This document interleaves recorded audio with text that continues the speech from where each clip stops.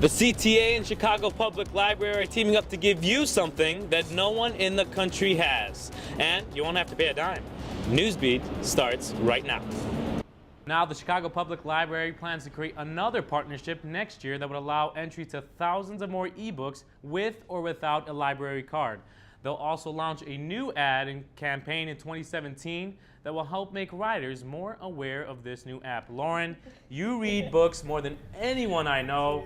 How excited are you to read on the CTA this time instead of at the library? I'm so excited. The first thing I did when I came to college. Now, there is a lot you could do with $50 million, and for some, building this new student center will be great. But for others, the only construction they'd hope for is right in the classroom. And in case you missed it, Elena Delle Donne put a ring on it over the weekend. The former Chicago Sky star tied the knot with her soulmate Amanda Clifton. Where there's a wedding, there's always a cake, and that is a big one.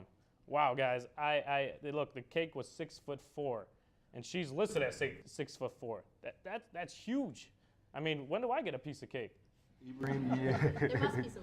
So what are your chances of actually scoring a perfect bracket in this year's tournament? Well, the odds are set from 1 to 9 quintillion, 223 quadrillion, 372 trillion, 36 billion, 854 million, 777,808.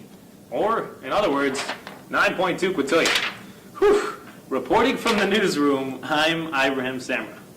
President-elect Donald Trump begins his transition to the White House, and that begins with choosing his cabinet members. Trump selected Republican National Committee Chairman Reince Priebus as his chief of staff.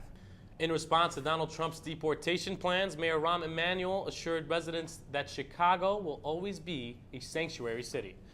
Emanuel said to all those who are, after Tuesday's election, very nervous and filled with anxiety, you are safe in Chicago, you are secure in Chicago, and you are supported in Chicago. Emanuel joined several mayors across the country who have promised to keep their sanctuary city policies. In other news today, a violent weekend in Chicago, 9 people were killed and another 19 wounded. One of those victims was the grandson of U.S. Congressman Danny Davis. 15-year-old Javon Wilson was shot and killed Friday evening in Inglewood. The 2 suspects are now charged as adults. They face first-degree murder and home invasion charges, and bail has been denied. It was a crime that shocked the city.